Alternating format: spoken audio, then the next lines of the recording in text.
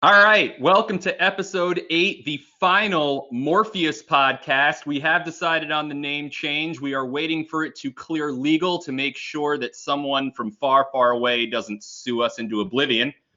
You sound so grown up when you say that. We're waiting for legal.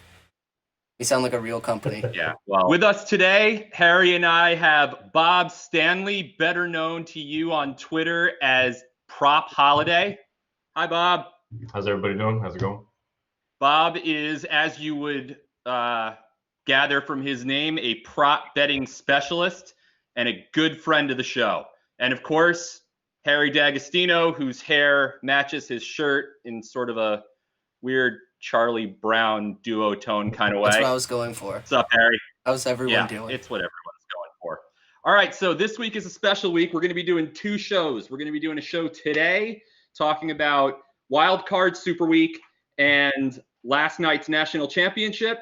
And then we're going to be doing a show on Friday where we preview the divisional round and specifically bring old Bobby back to talk to you about some props, some ways that you can make some money during the game. And if there are blowouts, that's what keeps the game interesting. So let's get into it. We're going to start off with Roll Tide, Alabama OSU last night. Alabama is either an 8 or an 8.5 point favorite, depending on when you get it. They end up winning 52-24. Beginning of the game looks like it's going to be like a slugfest, right? Ohio State's putting the ball in the end zone. Alabama's putting the ball in the end zone. And then all of a sudden, the Tide just turn on the gas and roll over OSU. I thought you were going to say the tides turned, and I was about to quit for that pun. Yeah, I don't have kids yet, so I don't get to do dad jokes. But Mom always taught me to serve guests first.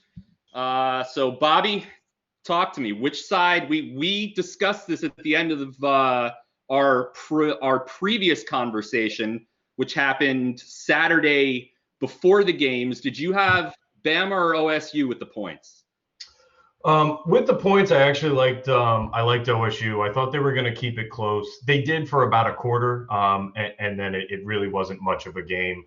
I also liked the under. I thought we were going to see a little bit more defense, but it wasn't even close to that. Obviously, the story of the game being Devontae Smith. I mean, he had arguably the best college football game for a wide receiver ever in the national championship by halftime.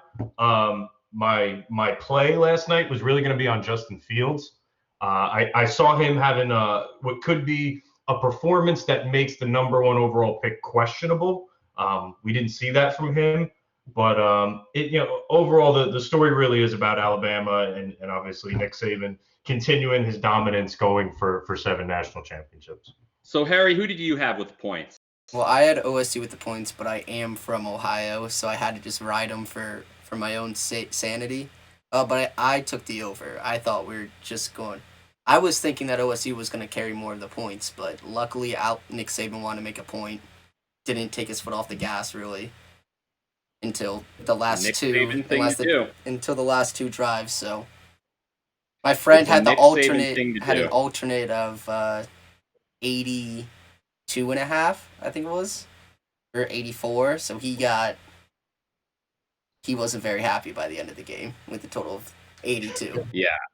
Well, so I'm gonna do a little not so humble brag. I got both of these. I had Alabama in the over, which the over looked really good from the beginning, and Alabama minus 8.5 didn't look so good. And then with about 2 minutes left in the first quarter, all of a sudden, Alabama and the over looked pretty good, and then Alabama took their foot off the gas, and the over 74.5 ended up covering by 1.5.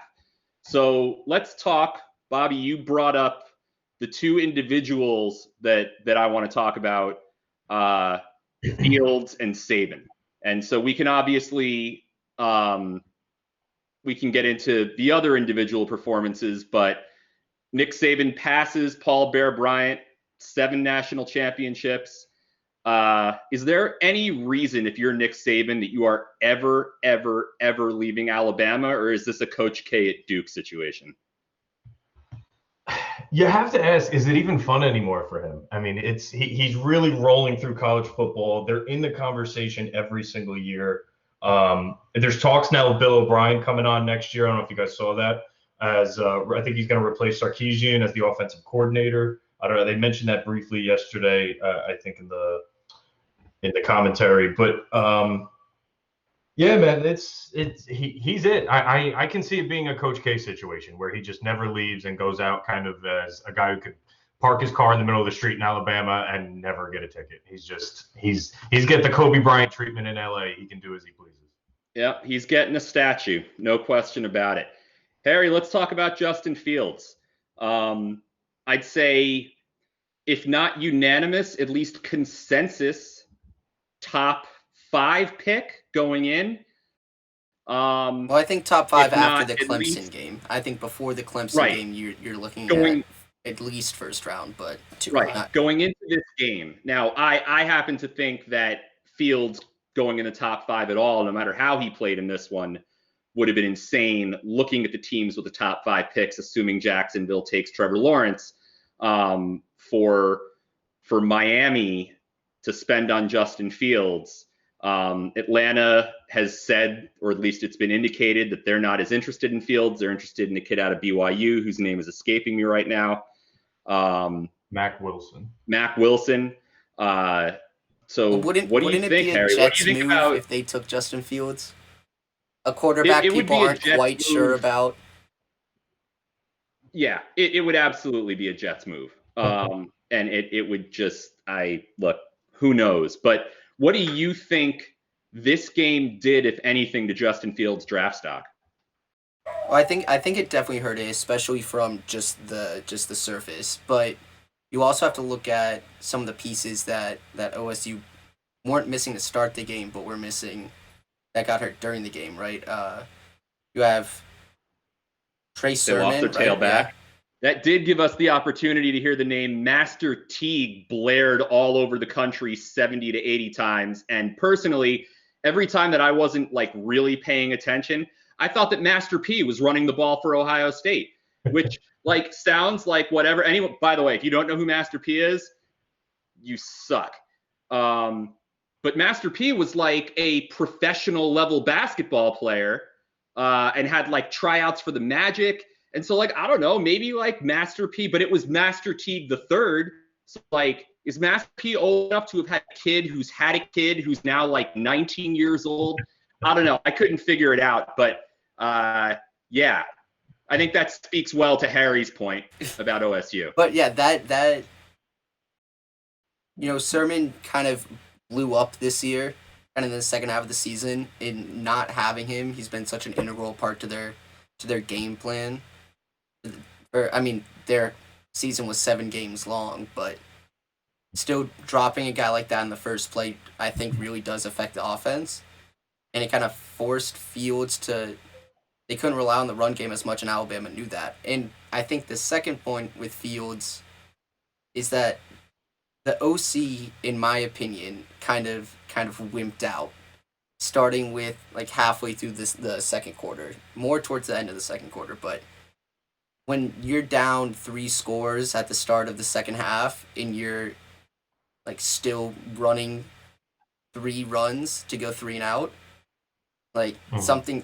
If Urban Meyer was still there, do you think Urban Meyer would have ever let that happen, for him to roll over like that? The question is, he would have went down swinging. Yeah.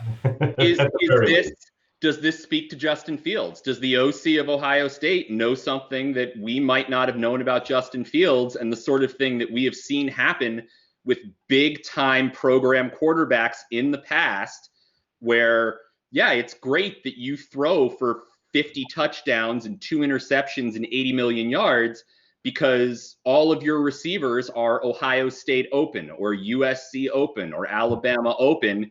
And when you get to the pros, especially if you are a high pick, you're not going to have that kind of protection. You're not going to get to drop back, 5 steps, have time to contemplate existence, and then lob the ball up. And in a lot of cases, they're going to ask you to shoulder the weight, whether you should or not. So are we looking at a situation where Justin Fields comes out and is asked to do more than he is capable of doing because of the strength of the program he's coming from. Well, I think we got a good glimpse. We saw some good throws by Fields. That the touchdown on their last drive that got called back. I mean, one of the ones that got called back was he threw it right where it needed to be, in tight coverage. I really think the OC didn't let him shine. The pass in the first half to the tight end, the one-hander over the middle of the field. I mean, I was watching it. Alabama on the ends with Patrick Surtain, his son, if you remember Patrick Surtain. He's one of the top he's one of the top corners in this upcoming draft, but they were giving him the middle of the field wide open. So that when he laid that in there to the tight end over the top, I think it was probably their first scoring drive. I said, okay, there's something here. There's something for Fields where if it breaks down, he can take off with his legs. They're giving him something on the in the middle of the field, but everything on the edges he may not be able to get. But like you guys said, it seemed towards the end of the first half they were down 2 or 3 scores, running the ball, looking to kill the clock, hoping they don't give the ball back to Mac Jones because Devontae Smith was he was at that point unstoppable. It was a lot of fun to watch as someone who didn't bet that way. Seeing Devontae Smith and Najee Harris put on a show like that. Where does Mac Jones fall for you? So this is a guy who had a Joe Burrow-esque season, and was, I believe, the most accurate passer in college football, and wasn't just throwing out routes and wheel routes, right? This guy was throwing the ball down the field. Yeah. No one's talking about Mac Jones, even being one of the first 3 quarterbacks taken. When you look, I don't know if you saw the pictures with him smoking a cigar with his shirt off. It's not very impressive, but he is someone who he's not going to light up a combine. Obviously, he has 1 year of production similar to a Joe Burrow, and he has the best weapons in college football. I mean, this offense is on par with last year's LSU offense. So could he be are these the type of players that fall in the late first round? Maybe you trade up in the beginning of a second round to take a Mac Jones. Can he sit behind a Matt Ryan for a year at the beginning of that second round? I don't know, but you see something there. Obviously, he's not wowing you with his physical attributes, but he can sling it, and he may not ever see weapons like this in the NFL again. So let's keep that in mind when you're projecting a Mac Jones. But there's something there. There's something to take a chance on. I would say late first, early. And you can't deny that Alabama receivers were almost classically Alabama open versus a struggling OSU defense, while OSU receivers were like that 60-yard touchdown throw or whatever. There was a linebacker covering a wide receiver. Covering this, right? That was actually Chris Borland's brother. I don't know if anybody remember Chris Borland from the Niners. I think that was his brother. Borland played at Wisconsin. This kid was at OSU. But yeah, like you said, there's no reason a middle linebacker should be covering Devontae Smith in the 25 yards down the field. I just remember Al Borland from Home Improvement. Similar body shape to Mac Jones. If you take a look at this Alabama wide receiver core, I would say it in and of itself is probably better than some bottom 5 wide receiver cores in the NFL. And I don't think I'm being too boisterous saying that. They're that talented. Waddle, I don't know if you guys caught Waddle playing. He played a couple snaps. He caught a slant over the middle, I think, on the first drive, the first score, and then he limped off. And everybody on Twitter went nuts saying, how could you let this kid play? You have to save him from himself. I think he just wanted a couple snaps. Well, it's the same thing. It's the same thing with Alabama's quarterback. He was obviously injured halfway through the second or third quarter, and they were going to win no matter what at that point. OSU's offense couldn't do anything. But I mean, it's the national championship game of the year before you get drafted. It's going to be tough to get these kids not to play, even against the better judgment. So next year, right now, we'll finish this with some betting because we are degenerates, and this is a betting sports podcast. Right now, next year, even money, Alabama against the field. I read they have the best incoming class again. Not that they're going to play that many freshmen. Even money, I would probably take Alabama versus the field. I think I Harry? think it's tough to bet against them. I might not love it at even money. I think I need a little value for something as unpredictable as upcoming 18 or 19-year-olds. But it's tough to bet against them. I mean, are they, you know, I don't even know who their quarterback is next year, but are they a mortal lock for college football playoff next year? Are they? I mean, I don't think that they're a mortal lock to win the SEC. Meaning you like Georgia, you like what Florida's been doing. Meaning Florida played them tough in the SEC championship game. Georgia is always a threat. Kirby Smart always gets that team up to play. And you know, Georgia SEC is one of those conferences. It's the conference, right? Everyone in the SEC can play. I don't know. If you're giving me even money in the field, I'm not taking Alabama to win the championship next year. I'm taking the field. I feel like it's the same old song and dance though. Every year we're like, oh, is Alabama gonna be as dominant as they were last year? Is this freshman class as strong? And then they come back. They don't have to be as strong, but when you're giving the entire country, you say it could be interesting. The entire country, you're really saying it's probably 6 to 7 teams. It's like you said, it's Florida, it's Georgia, Texas. I think the kid's coming back, Sam Ehlinger. It's Auburn. There is the rest of the country. It's about 6 or 7 teams that can probably compete. I'm sure Clemson's going to have the kid that got a couple starts this year from Clemson. He'll make them competitive. If you're giving me Nick Saban versus everyone else, even money, maybe not even. Like you said, maybe not even money, but I think they'll be in the playoff. I'll say that much. I also would put them in the playoff. Mm-hmm. All right. Congratulations, Roll Down Tide. Way to not have one of your crazy fans poison some trees. Let's move on. NFL wildcard weekend was a bloodbath. Really awesome. Yeah, well, so really awesome, and then really kind of less than awesome, right? Saturday, other than the Bears-Saints game, there were 2 really good games on Saturday. Colts-Bills, Bucks-Redskins. So I have to own it again. I got absolutely smoked this weekend.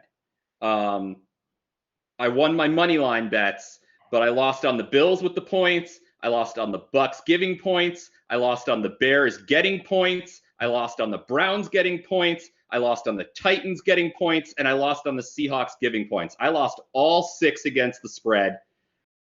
Why are you people paying attention to this podcast? Oh, I know we asked for our locks of the weekend last week with intern Joe, and he took Bills with the spread. I took Seahawks with the spread, and you took Bucks with the spread. So we reverse sweeped it. It's a winning model if you fade us. Yes, I think that there are. If this were feudal Japan, we'd all have to commit ritual suicide right now after that. So since Harry and I are clearly unfit to hold office, I'm going to temporarily 25th Amendment us. Bobby, how'd you do this weekend? What were the games that really stood out to you from a betting perspective? So I went 3 and 4 in my plays for player props. I wasn't too happy with how it turned out. One of them was being Antonio Brown. I think over 59 yards receiving. He had 36 on the first drive, and I said, okay, I'm feeling good. I'm feeling in the driver's seat. He finished only with 2 receptions on the day as Brady pivoted over to Cameron Brate. But one of my favorite plays was actually the first game of the week. It was Nyheim Hines over 48.5 rushing and receiving yards combined in that Indy Bills game.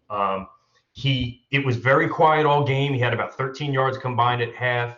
I saw the rookie Jonathan Taylor saying, "Are you really going to shoulder the load on a rookie?" Which is what they needed to do if they wanted to keep Josh Allen off the field, is really control the clock in the first half. And Frank Wright did that. Then come the second half, they started to trail a little bit as Josh Allen took off. And that's where we saw Nyheim Hines really get the third down back. He caught a couple passes. He took 1 or 2 rushes over the left side for about 22, 24 yards. He had back-to-back plays So that ended up hitting in the fourth quarter, but it was a clean sweat from the second to the third. The game of the weekend I thought was probably Rams in Seattle. We had no idea what to expect going into it, as Sean McVay kind of played it close to the chest with Walford or Goff last minute. What were they going to do? I had two plays this game. One was Cooper Kupp over 52.5 yards receiving. He managed to hit that. The second one was Van Jefferson over 8.5 yards receiving. He actually didn't end up getting in the game. I knew if he was in 8.5 with his depth of target being around that 11-12 range, would have looked pretty much one catch, but they really kept the rookie out in a playoff game. But no, Saturday was easily better than Sunday from a watchability standpoint, I'd say. So what has happened to the Seahawks? What happened? I don't know which is. I mean, the bigger story is going to be the collapse of the Steelers over the last 6 weeks of the season, but the sort of it was kind of this gradual decline of the Seahawks, where Russell Wilson was putting up Aaron Rodgers kind of numbers, DK Metcalf was putting up Randy Moss kind of numbers, Chris Carson. I mean, that team, Tyler Lockett. And their defense played not bad, got after the quarterback, but their offense just did not show up. What do we think about this? What was different the last 4 weeks or 5 weeks of the season versus Seattle from the early part of the season? Harry? Well, I think I got to go back and listen, but I think this was a story we talked about every week. The Seahawks just were looking less and less like the first half of the season Seahawks. And it kind of culminated in this game that the LA Rams weren't. I think people, including myself, wrote the Rams off too fast. Like, they saw a few maybe injuries and got scared about it, but the Seahawks, I don't know what to say. They've just grinded to a halt in the last 6 weeks. I think defensively they picked it up in the second half of the season. The addition of Carlos Dunlap, they were really able to rush the passer, I'd say, the last 5 or 6 weeks. So defensively it kept them in games, but as you guys pointed out, offensively they really waned. I know they had some injuries. Chris Carson, he was playing, he wasn't playing. We saw more Carlos Hyde than we normally would. But I think the tale of this game, and it rings true for Browns Steelers, is divisional games. You're playing these opponents 2 times a year. So you have the familiarity there. Obviously, Pete Carroll and Sean McVay are very familiar with each other, but that offensive line has struggled with this Rams defensive line under McVay. And I think that's what we saw. We could say the same thing, I think, for Browns and Steelers, where you're just so familiar with your opponent. You really don't want to have that first round matchup with a division rival. There's so much there. And I think that was really the tale of Rams and Seahawks. I mean, defensively, if you told me that in a playoff game, Russell Wilson was going to complete 11 passes, I'd say, what quarter did he get hurt in? There's no way that makes sense. But it was, and they never really got set. Even when Donald went down in the third quarter, I said, well, this game's over. It's just a matter of time before Russell Wilson gets comfortable again, and he never did. And that defense kept bringing outside pass rushers. They were getting help from no-name guys that aren't very common for everyone at home, and they pulled it out. So I would say the divisional aspect really played a key with Rams, and obviously with Browns and Steelers. All right, so let's talk about the Browns and the Steelers. The line moved all over the place on this game. Big Ben rested in week 17. He comes back. They've got all their weapons. The Browns didn't have their coach. They didn't have another coach. They didn't have a tight end. They didn't have their practice facility for 5 days last week. Baker Mayfield, second-year quarterback. For me, the story of this game is Baker Mayfield. This is him putting his foot down and saying, don't forget me, right? Josh Allen, great year. Carson Wentz, everyone was talking about a couple years ago. Don't forget about me. This is a kid who, chose to go to Oklahoma and walk on and turned himself into the Heisman Trophy winner and a national champion. Baker Mayfield, I think, has put himself into the conversation as a guy who you want back there when it matters. What do you guys think about the story of this game? Is this more about a huge victory for the Browns and overcoming obstacles and overcoming COVID? Or is this just about the beginning of the end of the Steelers? Bobby, what do you say? Could a game have gone more perfectly for the Cleveland Browns? I mean, everything went right. If I'm just watching this game saying, I mean, 48-37 is the score. It was never this close. Don't let the score fool you. They, from a start to a finish standpoint, I can't think of a mistake that the Browns made. And you bring up Baker Mayfield. I mean, he's not a guy where you want throwing the ball 40 to 50 times a game. But when you're playing with a 3-score lead and Kareem Hunt's breaking off huge chunks, you're dipping it off to Nick Chubb on the side. This is the type of football you can win with Baker Mayfield. Your defense is playing well and causing turnovers. You're not asking too much of him, but if he rolls out with a play action, he can obviously hit, Jarvis Landry on that slant, and then Landry really takes the rest of the play. But I would just say everything went right for Cleveland in this game. I don't think the score is indicative at all of how Pittsburgh looked. And you really have to question if this is the end of Big Ben. Maybe not the Steelers, maybe not Mike Tomlin, but Big Ben, he never really looked in shape for himself at any point in his career, but you really saw his age, and obviously the turnovers weren't great. Well, look, the Rudies who own the Steelers never fire anybody. I don't think Mike Tomlin is going anywhere. Yeah. But Harry, what's your read on this? Is this a bigger story in Cleveland, or is this a bigger story in Pittsburgh? I think it's a bigger story in Pittsburgh. I don't want to take away from Baker's game. I think he had a phenomenal game. Like you said, put himself really into the conversation moving forward, especially in the next year. But I think that while he played a fantastic game, the Steelers let him play a fantastic game. Like, I think he played so well because the Steelers played so poorly. I mean, 28-0 in the first quarter. Like, has that ever happened to the Steelers? Probably not in the playoffs. Definitely not in the playoffs. Like, yeah. And I think you guys nailed it on the head. I think it is the end of Big Ben. I just don't see. I don't see him coming back from the end of this season. Like, me personally, even without my biases, I think that the Cincinnati game really sealed the deal for Pittsburgh's end of the season. I mean, you have Juju coming in dancing on logos, and then the Bengals make you stop doing that because you danced on their logo before the game. What does that do to a person? That the Bengals kill your swagger. Yeah, it kind of makes you wonder if he'll ever be able to really make love to a woman ever again. Or post a TikTok. Moving on. Yeah, well, I'm sure that's happening.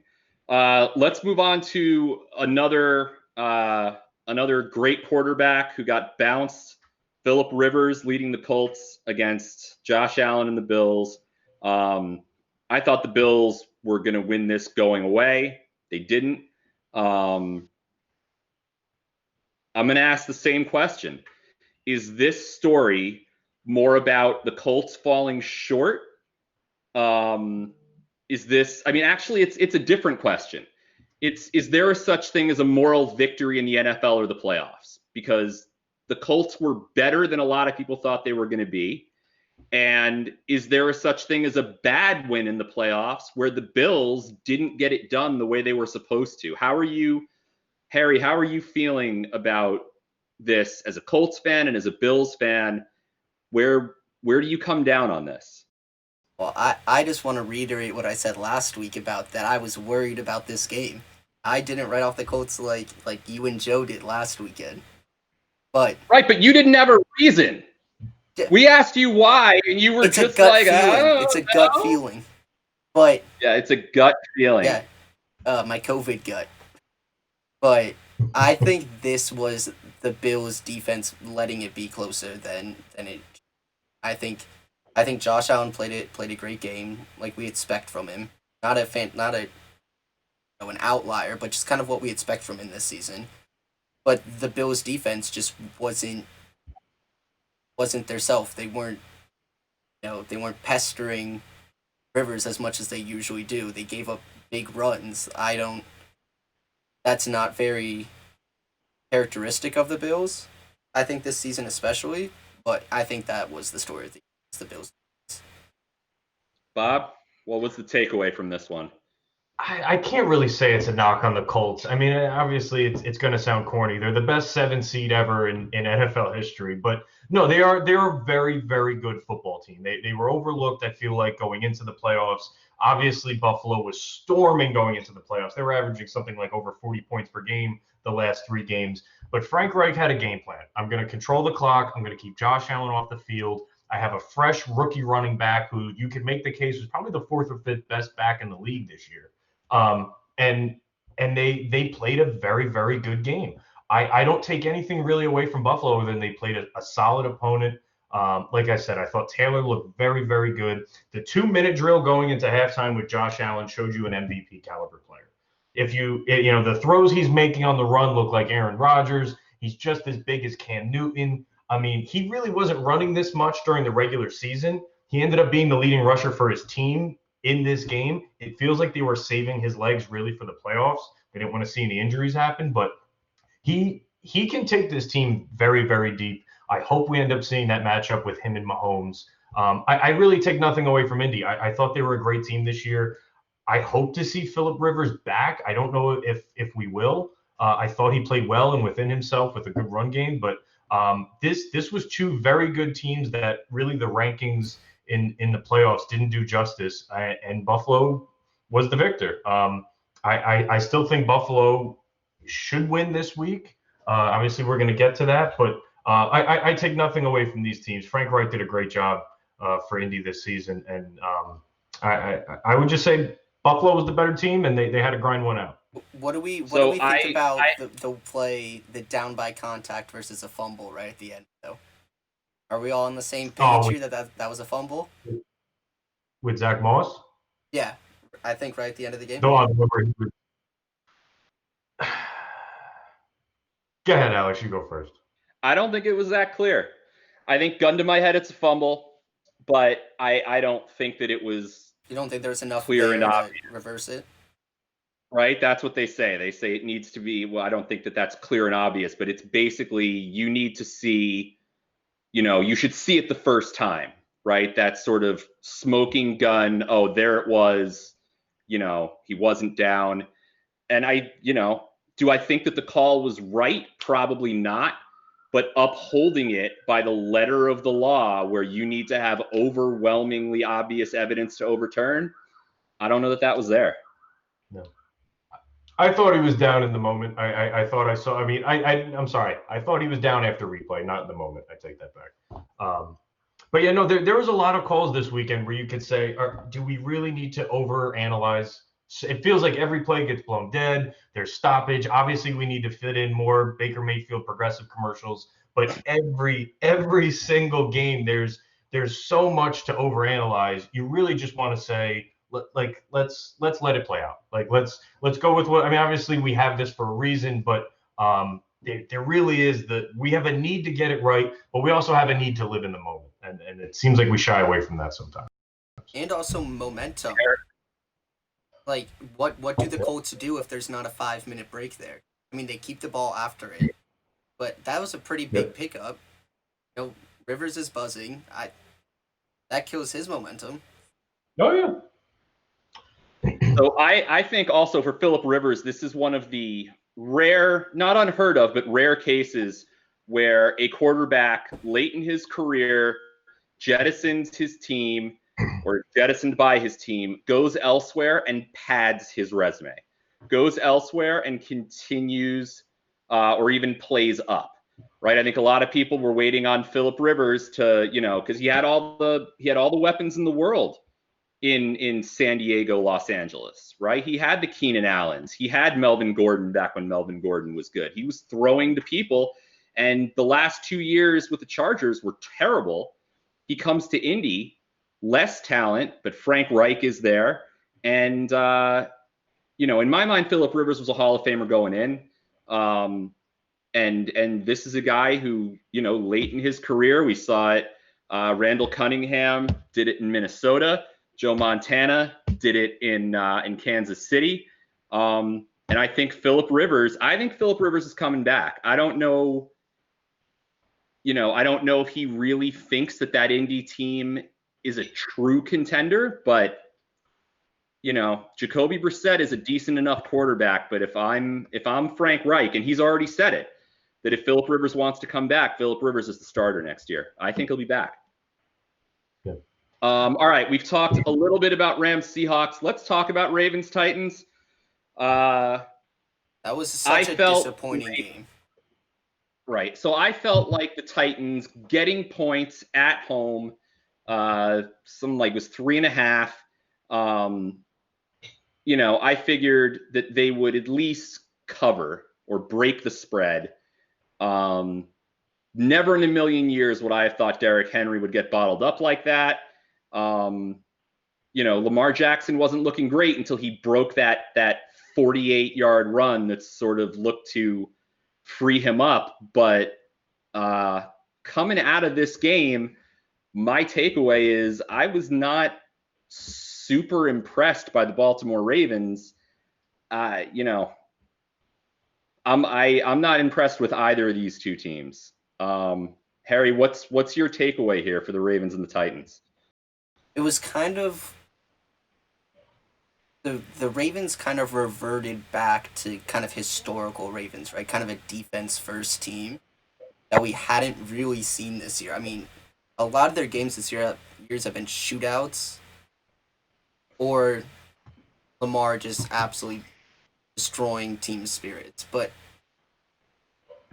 I don't know. I think the Titans let this one get away. I think it was a winnable game. But I think it's just the Ravens coming in with a better plan. I mean, who expected the Ravens to come in with a defensive mindset? Like, first and foremost, better defense. Intern Joe was all about the over. Intern Joe was all about there's going to be 80 points scored in this game. We got 33. Bobby, what happened here? Is this anomalous? Is this both coaches doing a good job, Vrabel and Harbaugh, of shutting down the other team and taking, sort of that Bill Belichick taking away their best weapon? Or what happened here? Well, I mean, Baltimore dared Tennessee to pass all game. They were loading up to stop Derrick Henry. They did a great job of it, but there were no deep shots. I can't think of any deep shots. A.J. Brown had one or two catches, maybe 15, 20 yards.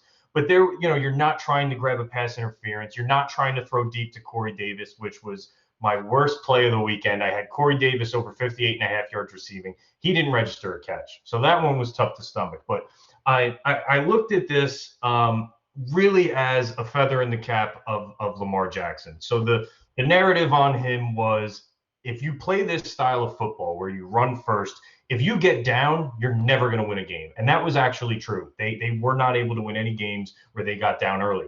They were down 10 in the first quarter. They came back and won. First time that Lamar Jackson's come back from down 10 points to a victory.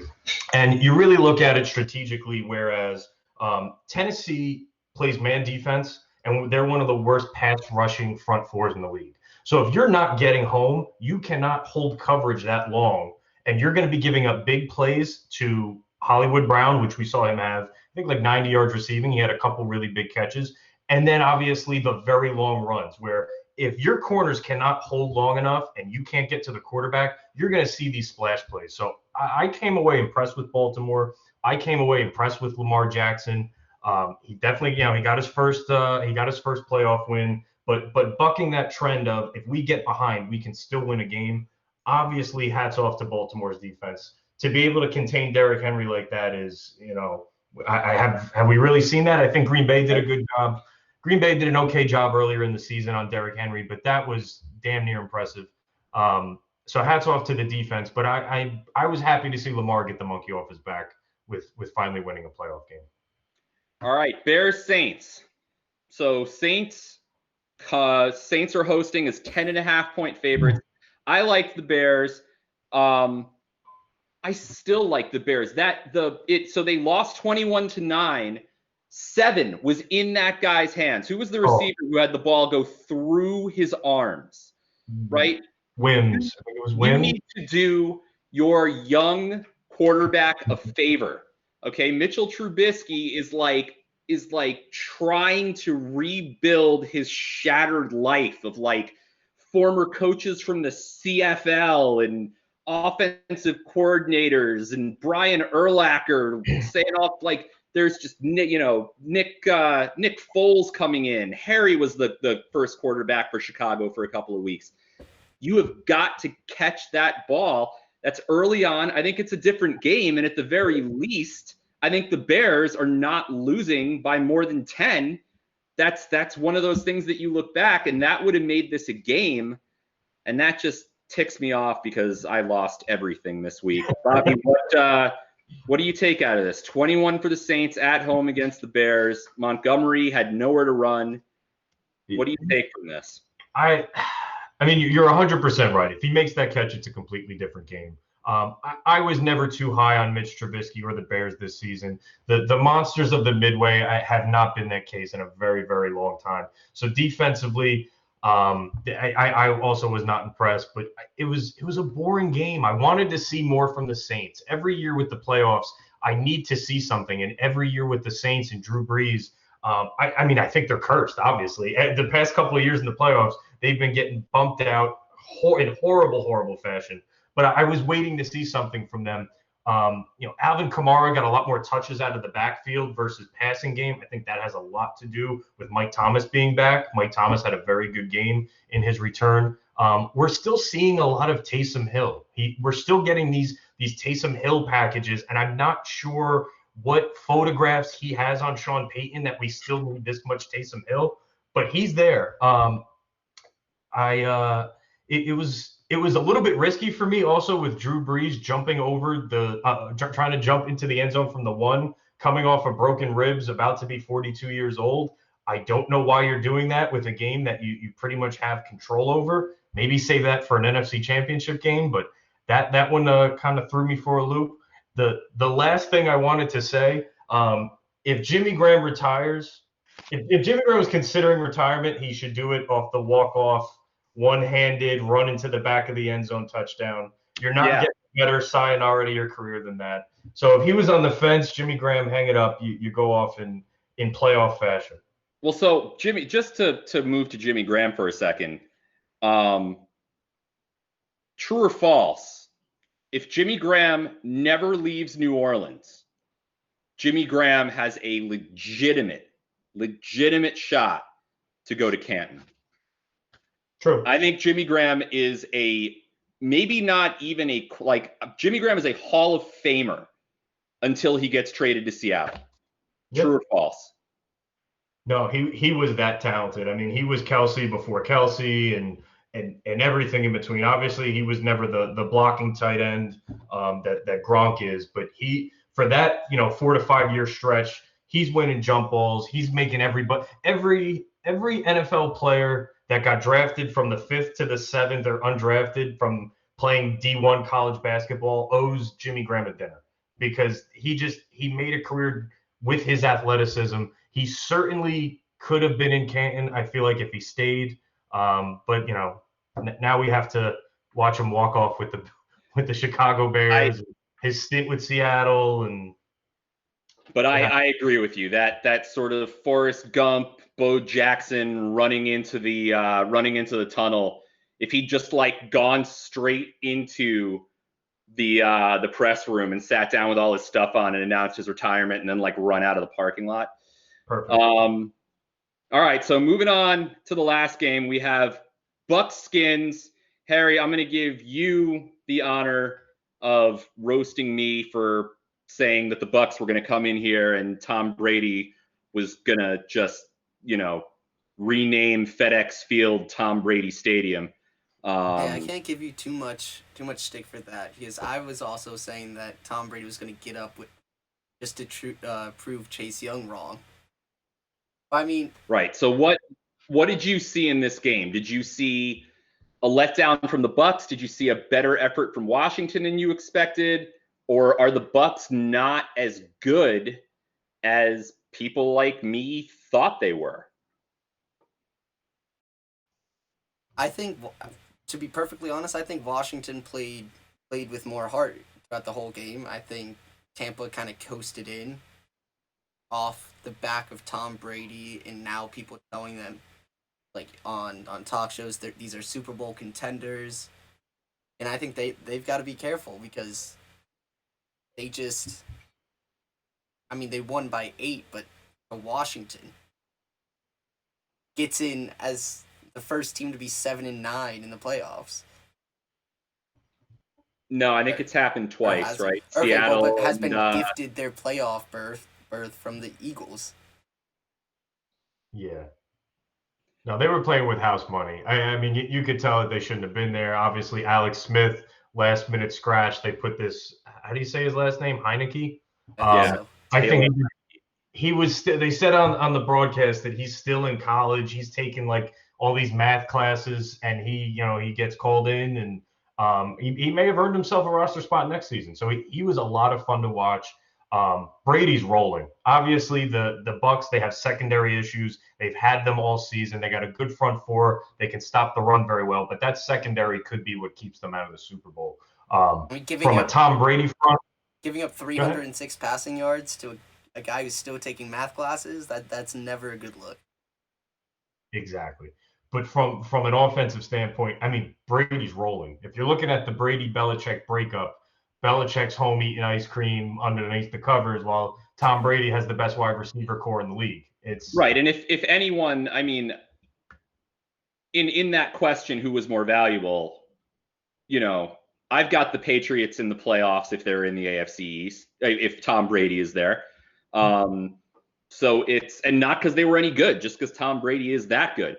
Bobby, Harrison gave me 20-1 odds on $100 5 shows ago that the Bucks would win the Super Bowl. Do you like my pick? I've had 20-1 odds. I think that's a great bet. I think they can still make it out of the NFC. And I say that because, again, their secondary is their weakness. Drew Brees can't throw a ball over 25 yards. So if you're looking at that matchup, if they can stop Alvin Kamara, you've just stopped the Saints. Now you pivot to Green Bay and LA Rams. I don't think LA makes it out of the next round. So let's say it's Green Bay. If you have a Tom Brady, Aaron Rodgers matchup, it's going to end up being in Lambeau, but this man is he's not accustomed to playing in the cold. So I think they can get into the Super Bowl. Now, if you get into the Super Bowl, hedge the hell out of that bet for 20-1 and take whoever's coming out of the AFC. Harry, you want to buy me out for $500? Absolutely not. I am not scared at all. You should be. All right, so that is through Wild Card Weekend. We're going to be doing our preview for divisional round on Friday when we talk more about props. But now we are moving to our final topic, Doug Peterson, goodbye.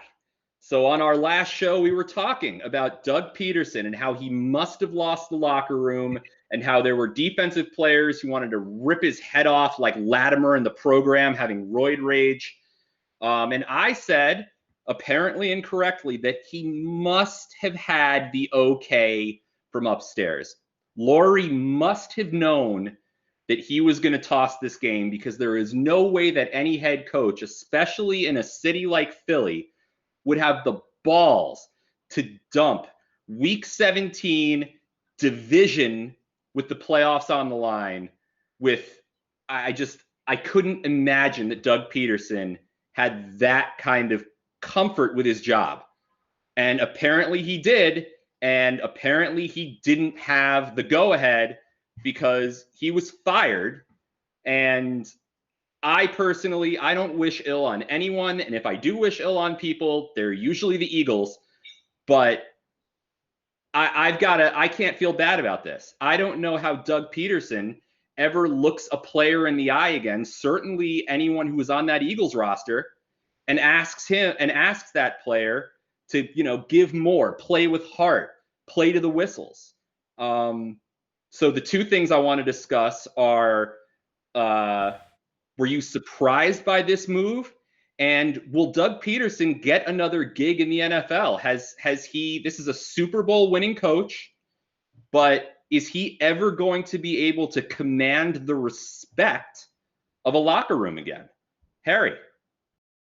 Well, we talked about this last week. So my thoughts are on I can't imagine that. I was shocked when I saw tweets coming out. I was just like you. I didn't think there was any way he could do this without some nudge nudge wink wink from ownership that it's okay. But I mean, so why did he do it? Did he see that he was on his way out and just wanted to give one last up yours to the Eagles? Like, No, I think that so one of two things in my mind. Either he did get the go ahead and it was, he was lied to. Three things. There was a misunderstanding, i.e., he thought he was okay to do it and he wasn't. Or he really just felt so comfortable and confident that he was willing to throw the game to move up to the 6 pick from the 9 pick. And I think it just turned out that he was not as Teflon as he thought he was. Bobby, what do you make of all this? So, I mean, after the fact, they were saying that rumors prior to week 17 is that Peterson was safe. There was rumblings the last couple of weeks of the season. Would they make a change? So I guess it was confirmed going into the game that he would be safe.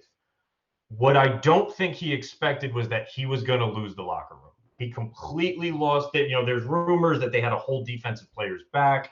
So I think going into it, and then also, I think going into it, he thought he was safe no matter what. There's also rumors he's sick of being told what to do by Howie Roseman. I think maybe he wanted to play Sudfeld the entire game, and they said, no, you have to play Hurts. And then at the end of the game, he said, you know what? I'm doing what I want. I don't like being told what to do. I'm safe anyway. Here's Sudfeld. And how poorly that went over with the team, he completely lost the locker room. How does he think that happens? How does he think it? So even if Laurie comes out and says that he's safe before the game, what he's saying is his track record up till now, he's safe. I've seen him win a Super Bowl and then have 2 tough seasons. It wasn't he's safe because I've seen him ditching games and I'm okay with that. This is a whole new thing. Yeah. And even if you misread ownership, and it's easy to play armchair quarterback, but I maintain that if you had said this to me beforehand, I could have seen this coming. That if you toss a division meaningful game, your players are going to revolt. They're going to turn on you. How do you not see that coming? But now Doug Peterson on the market, some kind of rumors, and I have no idea how substantiated they are about the New York Jets, which just like, if they were to hire Doug Peterson and draft Jalen Hurts, Justin Fields, you mean? I might have to. Yeah. What did I say? Justin Fields. Right. I might have to become a Jets fan just out of like the sheer insanity factor, because is Doug Peterson going to coach again, Bobby? If Adam Gase got a job in that long of a leash, Doug Peterson's getting a job. There's no doubt in my mind. You have to take a look back at this organization. This is the second time in 6 years that a head coach and a GM were having a power struggle. The last one was Chip Kelly. Both times the head coach lost. So this owner, Laurie, obviously seems to have some favor of the GM in Howie Roseman. But to answer your question, I would say Doug Peterson gets a job. I don't think it's going to be the Jets. The Jets rumors coming out today are that they really like Robert Saleh from the 49ers. He's going to bring over Matt LaFleur's brother with him as the offensive coordinator. There are a lot of jobs out there right now. And I think Doug Peterson definitely gets one. Harry? Well, I want to go back to talk about the fact that he thought he was safe. Even if the ownership comes out and says he's safe, can you feel safe as a 4-10-1 team? Like in one of the most passionate football cities in the country. In one of the worst divisions in football history. I think the argument is he got him a suit. Well, there's that, but the argument is if ownership came down and said it, then what they're saying is, we're okay with this because you're getting us a better draft pick. We're looking long term. We are not going to penalize you because of this. We are on board with the tanking. Well, then the ownership and either coach are that ignorant wasn't about how the fans Right, and well, the team would react. either that wasn't the case, or it was, and a mind was changed. Will he coach But again? Yes. Marvin Lewis coached in if this you're league an for NFL that owner, long. He can coach in this league. But Marvin Lewis never. We are not. Who's the last coach who did something like this? You don't tank in the NFL. There's too few games. There's too much on the line. It's not the NBA. You know, NBA, you can tank subtly and it's completely acceptable, especially in Philly with the 76ers. But in the NFL, with 16 games and how short careers are, every single game matters. And especially with these players that are the bottom of the roster that would kill to be on a team and you're actively trying to lose, it doesn't sit well with your team. It doesn't sit well with your fan base. I don't think ownership got privy to what his game plan was. I don't think he goes to Laurie the Friday before, the Friday or Saturday before the game and says, I'm going to get a lead with Hurts and then I'm putting in Sudfeld because we really need that pick. I don't think that was discussed. I think he wanted Sudfeld the entire game. And the GM said, listen, you got to trot Jalen Hurts out there. You can't be this obvious. And it just went so poorly with the team. I don't think they expected the blowback from the team. And if you have to choose between an entire roster and your head coach, and you've already made a decision in the past to go against the head coach with, Chip Kelly in favor of the GM, it kind of just played out that way. I really don't think it could have been discussed too much up front.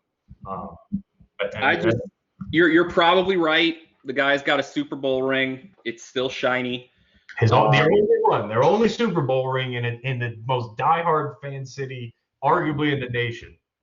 But I would have thought this seems like the cardinal sin of coaching to me, right? Yeah. This seems like the one thing that you do that if there is something that we have seen the NFL forgives pretty much everything. Okay. The NFL, Greg Hardy. All right. We have seen players come back from, Kareem Hunt is out there playing. The NFL is forgiving of a whole lot of stuff. We've all heard the arguments that if Ray Rice were a better tailback when the punching incident had happened, that someone would have given him another shot. That the reason wasn't that they were outraged. It's just that they didn't have use for him. But this feels to me, I don't know how Doug Peterson ever stands up in front of that room and says, give it all to me, play harder, and doesn't have someone stand up and tell him to fuck off. He may need to take a year off, to your point, and just let it die down. That it could very well be the case. Maybe he goes and, he does consulting gigs. Maybe he jumps on CBS for a couple weekends. He'll be coaching again. Eventually, someone will say there is a shortage of Super Bowl winning coaches still fairly young and have good relationships. I think if the Jets didn't fall in love with the defensive coordinator from the Niners, there's that connection there with their GM Douglas. But he'll find something. Who do you guys think might replace Doug Peterson? Because there's two names floating around right now that are ex-Eagles. I don't know if you heard either of them. I haven't heard the ex-Eagles names. So the quarterback coach for the Chiefs right now is Mike Kafka. He's a former Eagles quarterback. He's now the quarterback's coach for the Chiefs. His name is being floated around. And then Deuce Staley, obviously we know Deuce. I think he's considered the assistant coach for the Eagles currently. And then he also may be the running backs coach on the side. He's a fan favorite that could buy you a year or two. If you put him in there, the fans will embrace him. Maybe you look at it at 2 years of rebuilding, see what you have in Jalen Hurts. But he's a name that would go over well with the fan base from what I've read. Deuce Staley was the second best Deuce in the league behind Deuce McAllister. Yep. In the top two in the Deuce race. I'd love to see Deuce McAllister get the job. I'm sorry, Deuce Staley get the job. I disagree that it gives you any kind of bumper because I don't think the fans in Philly give quarter to anyone beyond the first 5 minutes of the first quarter. But it makes sense. Give the job to Deuce. Give it to him. It's amazing. Give it. Darren Sproles has got to retire at some point, right? He's 73. Well, give him the job. Where's Tyronn Lue? He's apparently a great coach. I don't even care that he doesn't coach football. Give it to him. Whatever. Steve Kerr apparently doesn't need to have any experience to coach teams. Let's go. Well, I mean, we're seeing it now. Byron Leftwich. Byron Leftwich is considered a good offensive coordinator, and he will have a job within the next 3 years. Deuce Staley from that kind of playing class, that playing era. Deuce was a little bit before his time, but in that same range. So I'm curious. Obviously, we want to know what happens to Doug Peterson. I'm curious who comes into that role after Doug. And so people are saying, how do you weigh this? How do you weigh this job? Of all the openings, how do you weigh the Eagles? Now, they're in cap hell from what I've read. You have a quarterback controversy, or maybe you have a quarterback resurgence project in Carson Wentz. But you are in the weakest division in football, so you have the possibility of getting to the playoffs right away. So I'm curious where this ranks in that, it's not the Chargers, it's not the Falcons, it's not Detroit. I mean, I would like how weak the rest of the division is.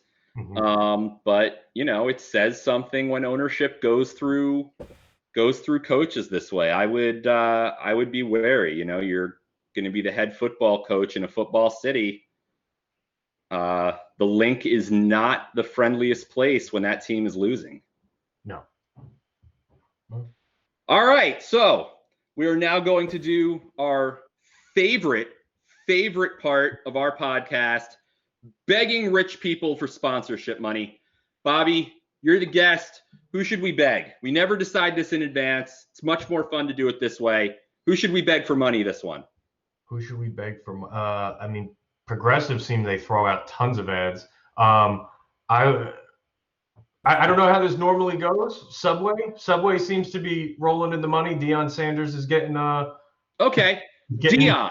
We're gonna beg Deion Sanders for money. We want some of the Subway money from Deion. We want some of the Subway money. We want some of that prime time Florida State jersey rolled up like late 80s, early 90s. Again, going back to the program.